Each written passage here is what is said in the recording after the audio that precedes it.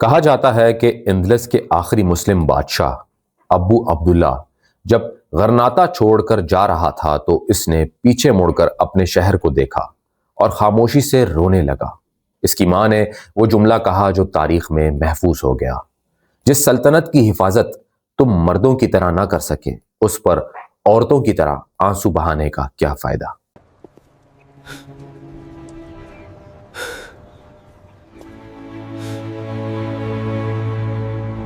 کراچی ایک وقت میں امید کا شہر تھا، ایک ایسا شہر جہاں بندرگاہ سے زندگی جڑی ہوئی تھی، جہاں صنعت نے روزگار دیا اور جہاں آنے والے یہ یقین لے کر آتے تھے کہ یہ شہر محنت کرنے والے کو جگہ دیتا ہے۔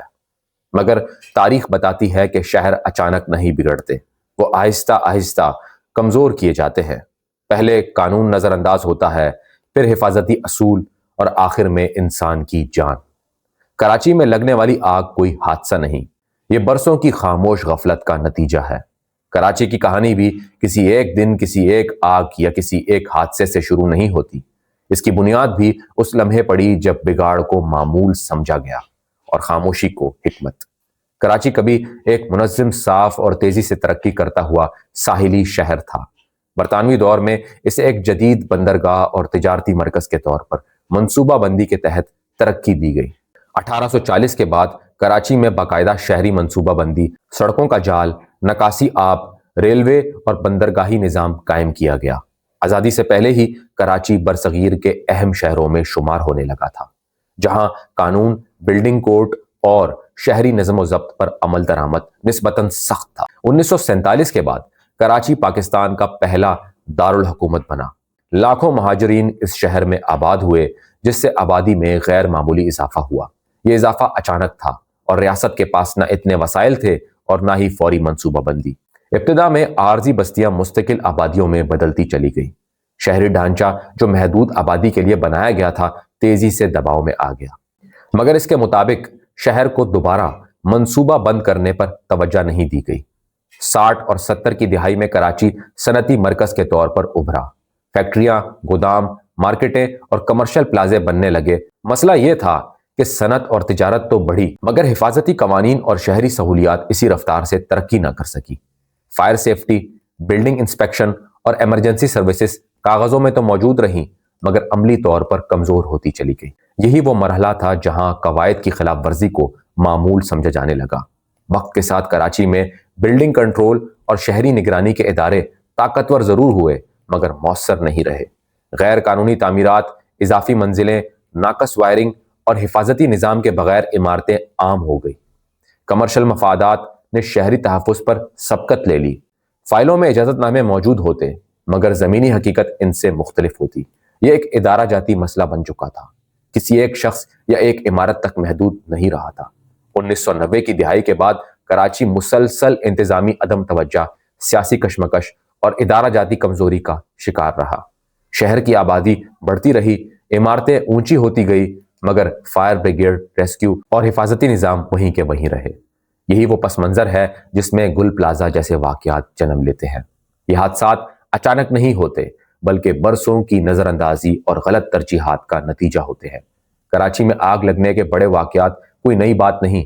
گزشتہ کئی دہائیوں میں شہر کے مختلف صنعتی علاقوں، کمرشل پلازوں اور فیکٹریوں میں ہولناک آتش زدگی کے واقعات پیش آتے رہے ہیں۔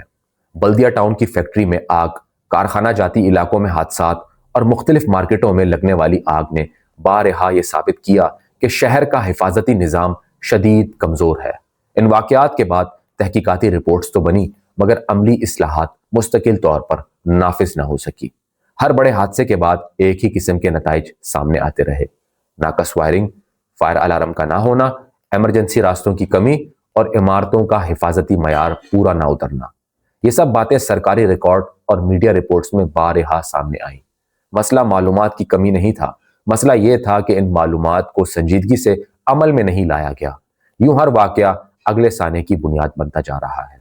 کراچی میں فائر سیفٹی کے قوانین موجود ضرور ہیں، مگر ان پر عمل درآمد مسلسل کمزور ہو گیا۔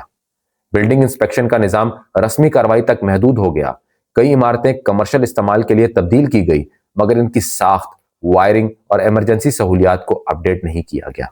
اس تبدیلی کو اکثر عارضی انتظام کہہ کر نظر انداز کیا جاتا رہا، جو وقت کے ساتھ مستقل خطرے میں بدل گیا۔ ادارہ جاتی سطح پر ایک اور بڑا مسئلہ ذمہ داری کا بکھراؤ رہا۔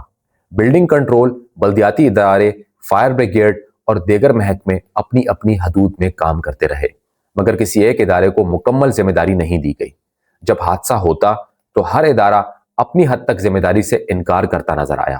اس طرز عمل نے اصلاح کے عمل کو مزید کمزور کر دیا۔ ان مسلسل واقعات کے باوجود کراچی میں ایک مضبوط، مربوط اور خود مختار فائر سیفٹی نظام قائم نہ ہو سکا۔ ہر نیا حادثہ عوامی غصے کو جنم دیتا، مگر کچھ عرصے بعد وہ غصہ بھی سرد پڑ جاتا۔ یہی وہ خاموشی ہے جو خطرناک ہوتی ہے، کیونکہ جب سانحات معمول بن جائیں تو اصل مسئلہ حادثہ نہیں رہتا، بلکہ وہ نظام بن جاتا ہے جو ان حادثات کو روکنے میں ناکام ہو چکا ہوتا ہے۔ گل پلازا کوئی اچانک بننے والی عمارت نہیں تھی، بلکہ کراچی کے ان بے شمار کمرشل پلازوں میں سے ایک تھی، جو وقت کے ساتھ تبدیل ہوتی گئی۔ ابتدا میں ایسی عمارتیں محدود استعمال کے لیے بنائی جاتی ہیں، مگر بعد میں ان میں دکانیں، دفاتر، گودام اور بعض اوقات رہائشی سرگرمیاں بھی شامل ہو جاتی ہیں۔ مسئلہ یہ نہیں کہ استعمال بدلا، مسئلہ یہ تھا کہ اس تبدیلی کے ساتھ حفاظتی انتظامات کو اپڈیٹ نہیں کیا گیا۔ گل پلازا جیسے پلازوں میں عام طور پر برقی نظام پر سب سے زیادہ دباؤ ہوتا ہے۔ اضافی مشینری، ایئر کنڈیشنز، غیر معیاری وائرنگ اور عارضی کنیکشنز آگ کے خطرے کو کئی گنا بڑھا دیتے ہیں۔ فائر الارم، سپرنکلر سسٹم اور ایمرجنسی سیڑھیاں ایسے مقامات پر یا تو موجود نہیں ہوتی یا غیر فعال ہوتی ہیں۔ یہ سب حقائق کسی ایک عمارت تک محدود نہیں، بلکہ شہر کے متعدد کمرشل پلازوں میں دہرائے جاتے ہیں۔ ادارہ جاتی انا یہاں واضح طور پر نظر آتی ہے۔ بلڈنگ کنٹرول اور متعلقہ محکمے اکثر اس یقین میں مبتلا رہتے ہیں کہ سب کچھ کنٹرول میں ہے۔ شکایات کو معمولی سمجھا جاتا ہے، انسپیکشن کو رسمی کارروائی بنا دیا جاتا ہے اور اصل خطرات کو نظر انداز کر دیا جاتا ہے۔ یہی وہ ذہنیت ہے جس میں وارننگ کو مسئلہ نہیں بلکہ رکاوٹ سمجھا جاتا ہے۔ حادثے کے دن گل پلازا میں جو ہوا، اس نے کئی کمزوریوں کو ایک ساتھ بے نقاب کر دیا۔ آگ پھیلنے کی رفتار، اندر موجود لوگوں کے لیے محفوظ راستوں کی کمی اور ریسکیو میں درپیش مشکلات سب اس بات کی علامت تھی کہ عمارت ہنگامی صورتحال کے لیے تیار نہیں تھی۔ یہ کوئی غیر متوقع واقعہ نہیں تھا، بلکہ ایک متوقع انجام تھا جس کے آثار پہلے سے موجود تھے۔ اس مرحلے پر یہ واضح ہو جاتا ہے کہ گل پلازا کا سانحہ صرف ایک آگ کا واقعہ نہیں تھا، یہ ایک ایسے نظام کا نتیجہ تھا جو خود کو جواب دہ نہیں سمجھتا، جہاں ادارے طاقتور تو ہیں مگر احتساب سے بالاتر محسوس کرتے ہیں۔ گل پلازا کے حادثے کے بعد وہی منظر دوبارہ دیکھنے کو ملا جو کراچی کے ہر بڑے سانحے کے بعد سامنے آتا ہے۔ سرکاری بیانات، تحقیقات کے اعلانات اور وقتی معطلیاں، میڈیا میں چند دن تک بحث ہوئی، سوالات اٹھے اور پھر آہستہ آہستہ معاملہ پس منظر میں چلا گیا۔ یہ رد عمل نیا نہیں تھا، بلکہ ایک آزمودہ طریقہ تھا جس کے ذریعے وقتی دباؤ کو کم کیا جاتا رہا ہے۔ تحقیقاتی کمیٹیاں اکثر تشکیل تو دی جاتی ہیں، مگر ان کی رپورٹس یا تو عوام کے سامنے نہیں آتی یا ان پر عمل درآمد نہیں ہوتا۔ ذمہ داری افراد پر ڈال دی جاتی ہے، نظام پر نہیں۔ نتیجتاً اصل مسئلہ جوں کا توں رہتا ہے۔ نہ بلڈنگ قوانین میں مؤثر اصلاح ہوتی ہے، نہ انسپیکشن کے نظام کو آزاد اور شفاف بنایا جاتا ہے۔ اس خلا میں اگلا حادثہ جنم لے لیتا ہے۔ حادثے کے بعد متاثرین اور ان کے اہل خانہ کے لیے انصاف کا راستہ بھی آسان نہیں ہوتا۔ قانونی پیچیدگیاں، تاخیر اور کمزور پیروی انصاف کو مزید مشکل بنا دیتی ہے۔ یوں انسانی نقصان اعداد و شمار میں بدل جاتا ہے اور اصل کہانیاں فائلوں میں دب جاتی ہیں۔ یہ وہ مرحلہ ہے جہاں ریاست اور شہری کے درمیان اعتماد مزید کمزور ہو جاتا ہے۔ گل پلازا کا سانحہ ایک نئی شکایت ہے کہ کراچی اپنے شہری تحفظ کے نظام پر سنجیدگی سے نظر ثانی کرے۔ ایک مربوط فائر سیفٹی اتھارٹی، باقاعدہ اور آزاد انسپیکشن اور سخت عمل درآمد جیسے اقدامات اس المیہ کے بعد ناگزیر ہے، مگر جب اصلاح کو وقتی دباؤ سمجھا جائے تو مستقل حل ممکن نہیں رہتا۔ اس پوری کہانی کا سب سے بڑا سبق یہی ہے کہ سانحات قدرتی نہیں ہوتے، وہ بنائے جاتے ہیں۔ جب ادارے سننے سے انکار کریں، جب وارننگز کو نظر انداز کیا جائے اور جب اختیار احتساب سے آزاد ہو جائے تو آگ صرف عمارت میں نہیں لگتی، پورے نظام کو لگ جاتی ہے۔ گل پلازا ایک عمارت کا نام تھا، مگر اصل مسئلہ اس سے کہیں بڑا ہے اور وہ مسئلہ اب بھی موجود ہے۔ تاریخ ہمیں یہ بتاتی ہے کہ شہر دشمنیوں سے کم اپنی غفلت سے زیادہ تباہ ہوتے ہیں۔ کراچی کی تباہی کسی ایک دور، کسی ایک حکومت یا کسی ایک حادثے کا نتیجہ نہیں، یہ دہائیوں پر پھیلے فیصلوں، خاموشیوں اور نظر انداز کیے گئے حقائق کا مجموعہ ہے۔ جب ریاستیں اپنے شہریوں کو صرف نقشوں پر دیکھتی ہیں اور انسان کو نظام کا حصہ نہیں سمجھتی تو آگ، حادثے اور سانحات معمول بن جاتے ہیں۔ دنیا کے بڑے شہر اس لیے محفوظ نہیں کہ وہ زیادہ امیر تھے، بلکہ اس لیے کہ انہوں نے قانون، منصوبہ بندی اور انسانی جان کو وقت پر اہمیت دی۔